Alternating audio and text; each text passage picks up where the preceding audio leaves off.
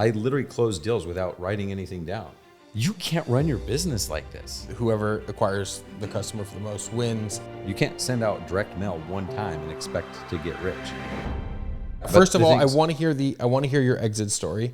But first, I do want to hear the things that generally go wrong with these types of businesses. Well, so the reason I was telling you that I had an exit and then I started this new thing is because I was trying to figure out, okay, if I'm going to help other people do what I did, or hopefully even greater than what I did, like what are the things? And I started really kind of like getting intentional, because while I was in the business, I wasn't thinking like, what are the things that trip up outdoor lighting business owners, whatever, right? So started doing that. And I made this big old list, and then I chopped it down, and I chopped it down, and I chopped it down. I'm like, these are the three things. The first one is pricing. And this is probably universal for a lot of businesses, but especially in outdoor lighting, people don't charge enough money. And then like everything's off the rails from there. Okay. Like everything just falls apart. So if I am a residential outdoor lighting company and I'm charging, let's say $100 for my lights, what is my direct labor and material cost, and what should my gross profit margin be? If you're just percentages? Yeah, percentages. I mean, if your direct labor in our world is 10%, and then materials should be about 20. Okay, so you're at 70% gross profit. Yep. 30% COGS. Yep. Okay, that's pretty good. Yep. And what's the average ticket? Average ticket so again, this is not, there's no data out there. That the outdoor lighting industry is like this, like no one really knows about it. Right. So these are like information that I gathered after talking to hundreds and maybe thousands of lighting guys now. So in our program, the average ticket's $13,000. I think that if you were to look at the average ticket for like landscape lighting, just in general, because there's a lot of like handyman and landscapers that do just like throw in lights. I think the real average of landscape lighting is about $5,000. Okay. So 13,000 is like the permanent lighting plus outdoor lighting. That's actually, so these numbers were landscape lighting, no permanent lighting. Okay. Just straight up landscaping. Like lighting trees and houses. Okay. So there's like landscape lighting, permanent lighting, which is like color changing, Christmas lights, different holidays. And then there's what they call holiday lighting, which is just temporary Christmas lights. All right, let's go back to that a second. Number one, pricing is the biggest factor for a failing business. Yeah. And you're saying 70% gross profit margin is a good benchmark. Yeah. 30% COGS. Yeah, I mean, that's phenomenal. That's what you get with electric too. For like a straight electric company, you're in, 18% direct labor, 12% material cost. But here's the thing, like people aren't doing it like that. How are they doing it? Well, they're charging like we'll go off just like some baseline numbers here, but they'll be charging like $200 or $250 a light installed. Okay, so let's say you go to someone's house, you're like, okay, you need lights here, this and there, and it's 20 lights. Okay, they're gonna come. It doesn't matter how they do their pricing. They can go spend 20 hours on a spreadsheet or times it by 250. It's gonna come up to 250.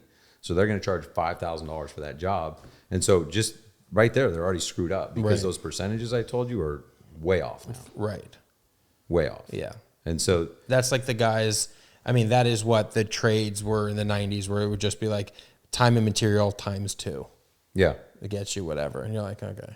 Now, because I know that like our materials is 20%, it's pretty easy to be like, listen, if you're buying lights and it's around $100, then you're going to be charging $500. Yeah. Times it by 5. And the reason I do that, like, my pricing strategies, I tell people, I'm like, listen, there's people that are plenty smarter than me. They got more MBAs than me. They can come in here and do this price, analysis, and they're going to tell you that my way is the wrong way.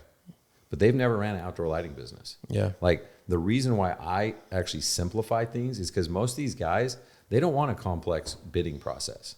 They need to know, like if I tell them, this is how you figure it out, and you charge $500 a light, and then you show up to the house and you count the lights and you go, it's 20 lights, it's $10,000.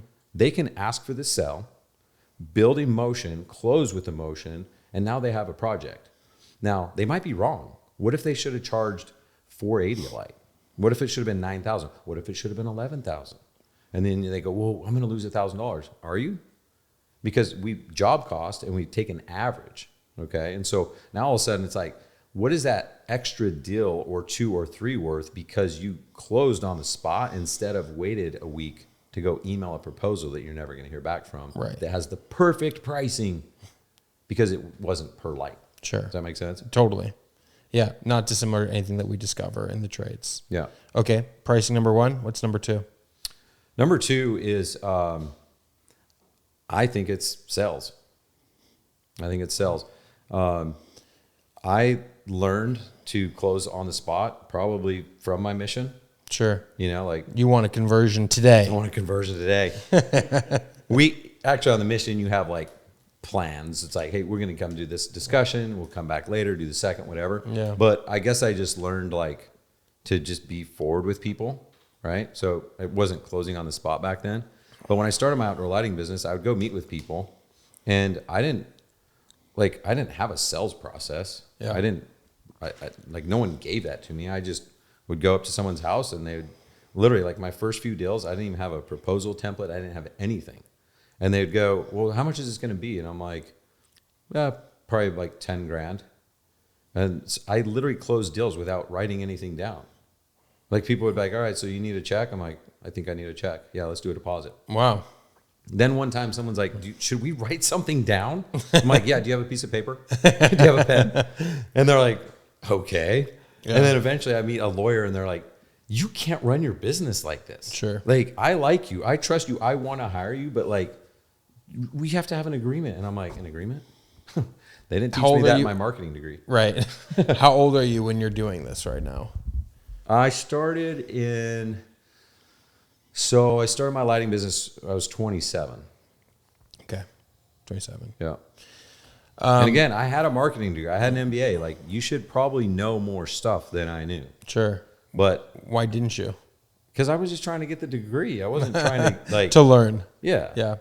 Okay, so the sales process, it's interesting that you, for outdoor lighting, you don't really get a demand call, like something's wrong and you have to go and fix it. It's like, these are free estimates. Somebody is curious, inquisitive about outdoor lighting. Yeah. And then you have to go and build a proposal for them and then close on the site. Yeah. So you're running, how many calls do you run a day? That's why. So I call it demand generation. Okay. It's not even marketing because most of the time we're creating demand. Right. You're creating demand. Yeah. Okay. So, I mean, depends on how big a company you are and stuff like that. But, you know, like four appointments a day is a good day. 90 minutes, 2 hours an appointment. Yeah, 90 minutes at the longest. I mean, if you get into a project that's over 20K, you're probably going to have to like do a second visit. Got it. So, you know, if it's a standard job, if you're, you know, $13,000 and you get there, then I train people like you're closing that deal. And if not, you're getting a no at least. What is the sales process like for the outdoor lighting world? Well, so this is why I say, so pricing was number one. The reason I say number two,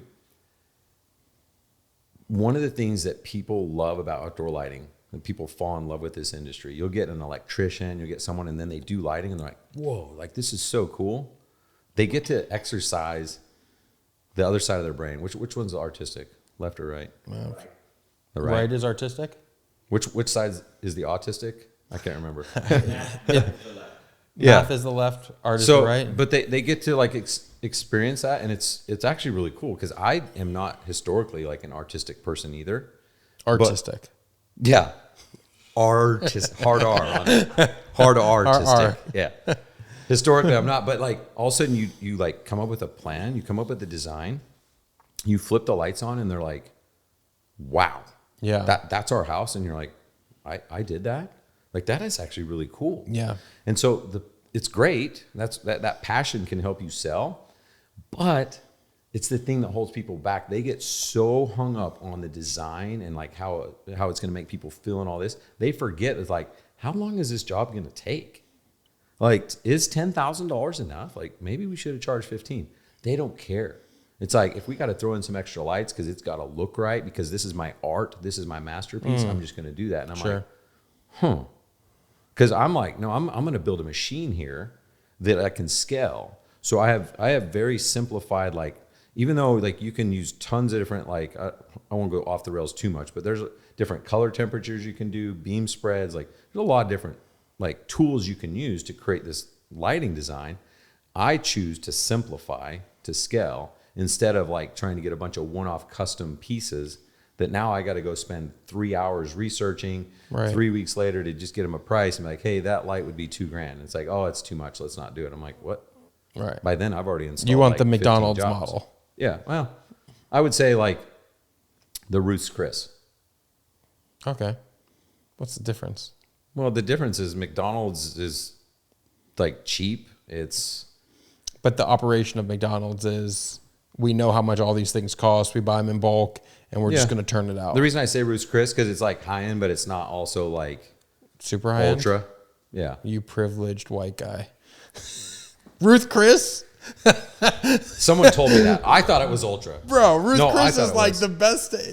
What's better than Ruth Chris? You don't take your family there for lunch on Wednesdays? Well, it's not kosher, but Oh.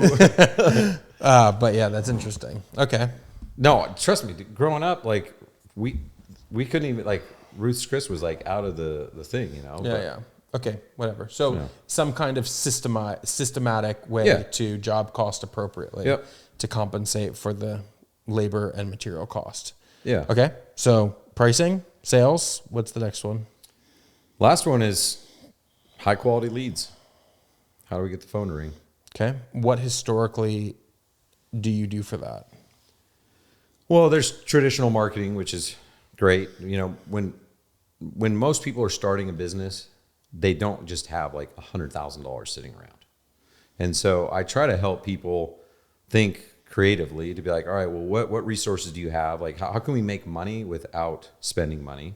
And then obviously when you have money coming in, let's take a percentage of that, reinvest it back into ads, and let's go faster. But so traditional marketing works great. I mean, I'm talking like direct mail, Google ads, social media, all those work great. Even text marketing, which Yeah. I would not have thought I'll worked. tell you what, and I want to do some role playing with you if you're okay with that. Yeah. For overcoming objections. But the outdoor lighting, since I became aware of the category, I could see my neighbor's house. They have outdoor lighting, up lighting, down lighting. It makes the house look phenomenal. It makes it look like a prestigious house. And when Totally. you look at a house that's nice during the day, but you know, after sundown, it's like dark, you know, you're Yeah. like, hey, what happened here? Oh, yeah. I think it really adds a lot of value. So I guess, do you ever door knock to those houses that have Oh yeah. no out? You do. Well, so when I got started, Why are you smiling? Yeah, it's dark. It's like, well, like when it gets dark, I don't have up lighting or down lighting in my backyard. I'm getting it ghetto. I'm getting it this summer. Shame. I'm getting You it should feel this shame. summer.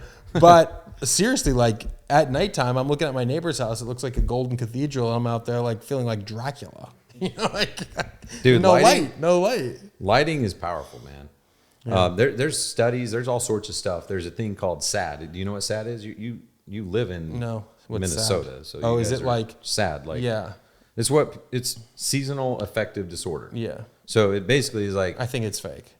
it's real. No, it's fake. It's for people that It gets dark at 5 o'clock. whatever, Of dude. course, you hate your life. I never and get had depressed. no, not me. I think those are just some people. Yeah, And exactly. they use it as an excuse. It's not saying everybody, bro. I'm Some people. I'm saying those people are going to be depressed no matter what. They're just looking for an excuse. It gets a little Those dark, are just depressed people. bro. I don't think it's real. It's real Yeah. Okay. I don't know. You- I don't buy it. because you don't have it. And someone else can't have it. I just think people make up excuses for everything. I agree. I think that Yeah. if you need some outdoor lighting, you could just go, stand in front of go to the gym. Go to the gym. See how you feel after that. Sit in a sauna. I feel tired after the gym. I feel depressed. I knew. So here's the thing. I actually knew somebody that said they had this SAD thing in Minnesota. Okay. I Yeah, did. because I live in everyone in Minnesota except for you. And this person's gets like a seasonal affective and they're disorder. like looking out the window and they're like, oh, it's a little snowy, it's a little gray, blah blah blah blah blah. This always happens to me this time. It's like, put down the donut, Dude, walk on the treadmill, see how you feel. I'm just saying people make make all. excuses. Yeah, that's right. I'm with you, Okay, good. but there's still sad people out there. I'm sure there are. Yeah. He's not. No, but he knows just because he's not doesn't mean someone else can't have it. Okay. Anyway, lighting is powerful. I mean, Right. even if what if you haven't experienced it yet, so no wonder. But once you do, when you get home and you have like a frustrating day, and then all of a sudden you can just go like sit on your back patio and have a drink, and then not yell at your kids because the lighting makes everything awesome. Now you're gonna be a better father. I know. I don't like this direction. Well, your wife told me to bring this stuff up.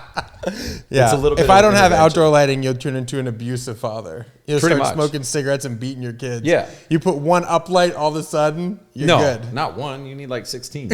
Yeah. You need to spend One up- $13,000 like, with me yeah, cash. How good of a dad do you want to be? Sure.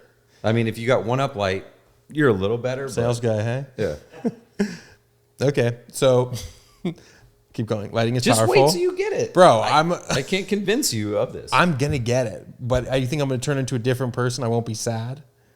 You're not sad. So no. No. You're never sad. You've never had a bad day. No, I have had bad Don't- days. It has oh, that nothing to sounds do like- with the light. Are you making an excuse over there? Well, you said the third thing. So it was Okay, the third thing, yeah. basically like high quality leads. And I say high quality leads because leads, everyone wants more leads. Problem is, if they have a broken pricing model, broken sales process, leads is just going to add to the chaos. You know what I mean? Yes. And so when we do fix, and I go in that order, it's like, let's fix your pricing first, then make sure your sales is dialed, and then get more leads, and not just more leads, more high quality leads. So traditional marketing, we could go down that road, but that's boring. The best leads for this, because like you said, it's not like, what do you call it? Like emergency or whatever. Like people aren't Right. calling like, oh my gosh, like I need outdoor lights right now. They're curious about it. They're curious. And so when do people get curious? Well, it's usually around like a new move. It's usually around new construction. Maybe they're building a pool, new landscaping. So when you can network with what I could just call referral partners, some people call them strategic partners, but pool builders, home builders, realtors, interior designers, anyone who's already in front of your dream client, that's when the game becomes easy. What percentage of marketing, what percentage are you spending on marketing? That depends. Just like for an average shop. Well, so in my opinion, Yeah. I'm a brand new shop. I'm going to be willing to spend way more.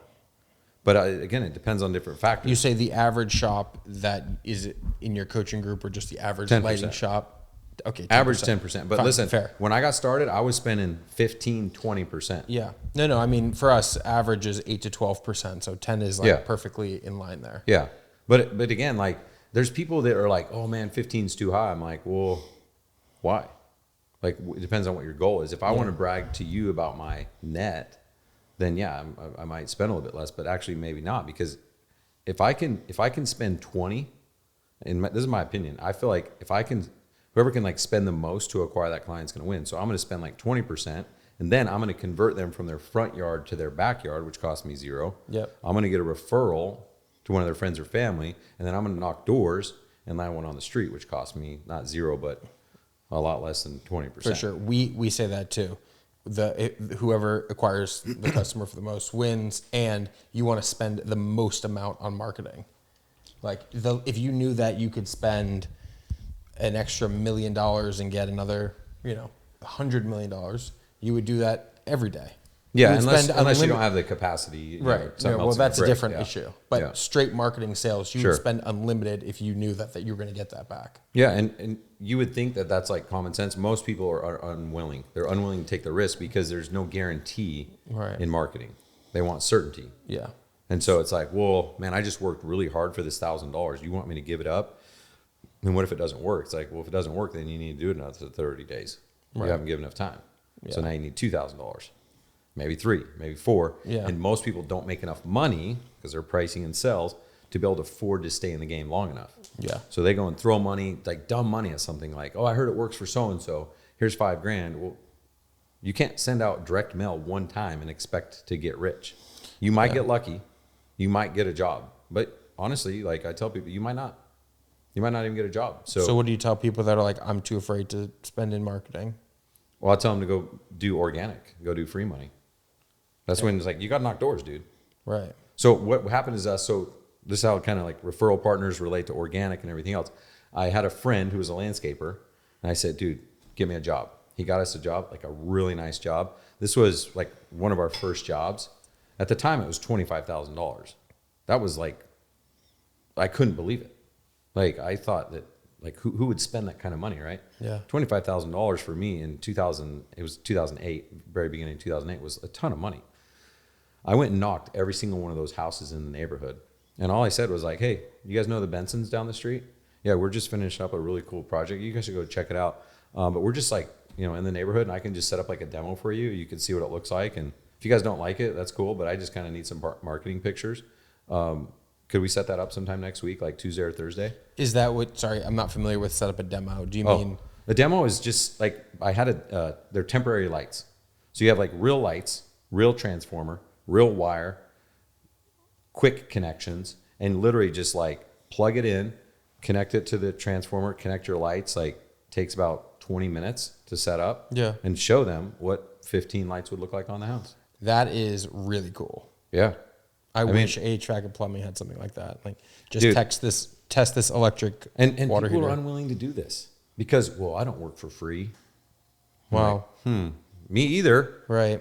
I'll It make is my hard. money. Listen, especially with my wife, it is very hard for her to see something that she likes and like see it in real life, not theory, but see the demo of it and be like, I want that. Like, it's such a driver. I bet a lot of people aren't doing that. The demo makes a bad salesperson look good. Right. Like, it covers so many flaws because of that. Like, just like turn it on and shut up. Like, you don't need to sell anymore. They're going to be like, oh my gosh, this is amazing. I can't believe that's our house. Reminds me of our vacation. Blah, blah, blah. Right. Take my money. Do you guys offer financing as part of the sales process? I never did. Okay. I teach it now, but I never, dude, I had no idea that. I mean, these people were like, I'm like, hey, it's $25,000. Like, then they're like, okay, do you want a deposit? I'm like, yes.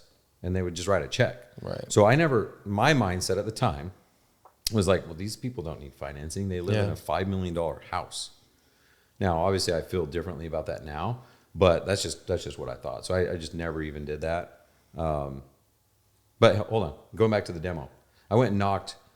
There's probably about 50 homes in that neighborhood. I got one person right away. They go, yeah, when can we do the demo? I set up the next week, $25,000 job. Another one was like, yeah, we want to do it, but we're leaving town. And so I played phone tag with them for about 3 months, $25,000 job. And I think that was because I was like, that's what I thought my limit was. Sure. Looking back, I probably could have sold more. But I got two other jobs It's unbelievable. just by knocking doors. Right. And That's they're wild. obviously the people that you want, you know what I mean?